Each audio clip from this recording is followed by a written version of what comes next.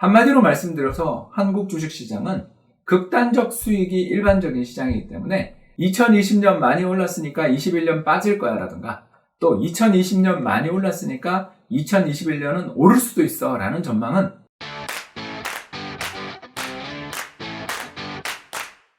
안녕하세요. 이코노미스트 홍춘욱입니다. 이번 시간에는 2021년 주식시장 전망 특집을 준비해봤습니다. 2021년 주식시장은 앞으로 어떤 모습을 보게 될 것인가, 이에 대해서 궁금증을 가지시는 분이 많을 텐데요. 이런 궁금증을 가지시는 분이 많은 이유는 바로 이 그림 때문일 것입니다. 이 그림에 나타난 바와 같이 최근 코스피 지수, 한국의 주요 주식들을 주가 평균에서 계산한 지수죠. 코스피 지수라고 합니다. 한국 종합주가지수라고 하는데요. 이 종합주가지수가 역사상 최고치를 뚫는 아주 강력한 상승세를 보여주고 있기 때문입니다. 참고로 지난 3월 19일 날 1400포인트 되었다는 걸 감안하면 최근 2600포인트를 넘어서 사상 최고치 경신 행진을 벌이고 있는 주식시장의 상승 랠리가 언제까지 이어질 것인가에 대한 관심이 높아질 수밖에 없을 것 같습니다. 물론 이 대목에서 한 가지 제가 말씀드리겠습니다. 지난 4월 디플레 전쟁이라는 책을 발간하면서 많은 언론사랑 인터뷰를 했었는데요. 그때 당시 제가 주식시장이 반등할 것이다라는 낙관론을 제기하는 몇 안 되는 이코노미스트 중에 한 명이었기 때문에 인터뷰가 들어왔죠. 그 인터뷰에서 기자분이 이렇게 얘기하시더라고요. 박사님, 2200포인트, 그러니까 2020년 1월에 고점을 넘어서려면 얼마 걸릴까요? 이렇게 물으시더라고요. 그래서 제가 그랬죠. 2008년 글로벌 금융위기 때 보니까 역사적 고점을 넘는데 2년 걸렸습니다. 따라서 이번에도 한 2년 안에는 2200선 회복은 어렵지 않을까 생각합니다. 입방정이 문제죠. 최근 주식시장이 2600포인트를 넘어설 정도로 강한 상승세를 보이는 것은 강세장을 예상했던 저도 미처 예상 못한 것이었기 때문에 이번 주식시장 전망은 참고사항 정도로 받아들여 주시면 감사하겠습니다. 이제 본격적으로 시작하겠습니다. 왜 이런 말씀을 드리느냐? 이 그림 보시면 좋을 것 같은데요. 지난 1980년부터 최근까지 한국의 연 수익률 분포표입니다. 분포가 뭐냐? 어떤 해는 10% 오르고 어떤 해는 마이너스 20% 간다면 그걸 누적 막대로 표시한 게 바로 이 분포표입니다.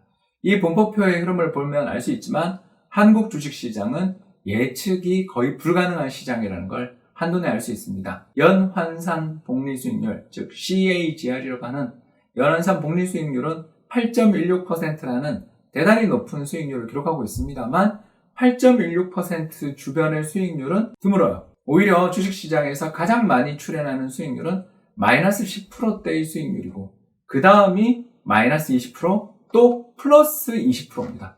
한마디로 말씀드려서 한국 주식시장은 극단적 수익이 일반적인 시장이기 때문에 역사적인 평균 수익률은 참고사항에 되지 않습니다. 따라서 우리 주식시장을 예측함에 있어서 2020년 많이 올랐으니까 21년 빠질 거야 라든가 또 2020년 많이 올랐으니까 2021년은 오를 수도 있어 라는 전망은 통용되지 않는다. 이렇게 말씀을 드릴 수가 있죠. 그렇다면 어떻게 주식시장을 예측하는 게 가능할까요? 저희들 이코노미스트 입장에서 주가가 얼마가 될 것이다 라고 예측하는 것은 사실 불가능한 일이고 주가의 펀더멘탈, 다시 말씀드려서 기업 이익을 예측하는 것은 어느 정도 가능합니다. 기업 이익을 예측하기 위해서 가장 중요한 요소는 뭐냐? 바로 수출입니다. 한국의 수출이 늘어나기 시작하면 기업 이익 전망도 개선되고 반대로 한국의 수출이 둔화되거나 마이너스를 기록하기 시작하면 한국 기업 이익도 악화되는 거죠. 즉 한국은 수출로 먹고 사는 나라고 수출이 잘 되면 호황, 수출이 잘 안 되면 불황을 경험하기 때문에 수출 전망이 주식시장 전망의 가장 중요한 요소입니다. 결국 2020년 하반기 들어 주식시장이 가파른 상승세를 보이며 역사상 최고치를 경신할 수 있었던 가장 주된 원동력은 바로 수출 회복 그리고 그에 따른 애널리스트 이익 전망의 개선 때문이라는 것을 알 수 있습니다. 한 가지 문제가 있죠. 그럼 어떻게 수출을 예측할 수 있는가? 다행스럽게도 한국 수출보다 먼저 움직이는 경제지표들이 존재한다는 게 우리에게 도움을 줍니다. 가장 대표적인 것이 지금 표시되어 있는 ISM 제조업지수가 되겠습니다. ISM이란 공급관리자협회라는 협회의 약자가 되겠는데요. 미국을 대표하는 400대 제조업체의 구매 담당자, 다시 말씀드려서 물건을 구입하고 사람을 고용할 때 그 일을 담당하시는 분에게 설문조사를 합니다. 그래서 지난달보다 좋아지면 50 이상, 지난달보다 그 설문조사에서 나쁘다라는 답변이 많으면 50 미만을 기록하는 아주 단순한 지표인데 이 지표가 우리나라 수출에 굉장히 강한 선행성을 보여주고 있다는 것을 금방 발견할 수 있습니다. 따라서 최근 미국의 ISM 제조업 지수가 50을 넘어 60을 향해서 가고 있는 전체 400대 기업의 구매 담당자들 중에 상당수가 지난달보다 이번 달 경기가 더 좋아요라고 판단하는 사람이 늘어나게 되면 한국에 대한 수출 주문이 늘어나고 그게 수개월 뒤 한국의 수출 증가로 수출이 늘어나는 것으로 연결된다는 것을 알 수 있습니다. 따라서 최소 내년 상반기 정도까지는 한국 수출이 늘어난다. 이렇게 전망해 볼 수가 있겠습니다. 물론 주식시장에 위험 요인이 없을 수 없습니다. 지난 2020년 상반기 주식시장이 2200포인트에서 1400포인트대로 급격히 붕괴됐던 이유, 또 10월을 고비로 주식시장이 역사적인 고점을 상회하게 된 이유, 이 모두 다 외국인 매매 때문이라는 것을 부인하기는 어려울 것입니다. 한국 경제의 펀더멘탈이 아무리 좋더라도 외국인 투자자들이 대거 주식을 매도해버리면 수급이 나빠지니까요. 그런 면에서 놓고 볼 때 외국인 투자자들의 수급을 결정짓는 가장 중요한 요인은 미국의 달러 가치라는 것을 강조하고 싶네요. 미국의 달러 가치란 유로, 파운드, 엔, 스위스 프랑, 캐나다 달러, 그리고 스웨덴 크로네 등 세계를 대표하는 6개 나라와의 미국 달러 환율을 평균한 것입니다. 그래서 미국 달러가 가치가 올라가면 상승하고 가치가 떨어지면 하락하게 되는데 그것과 반대 방향으로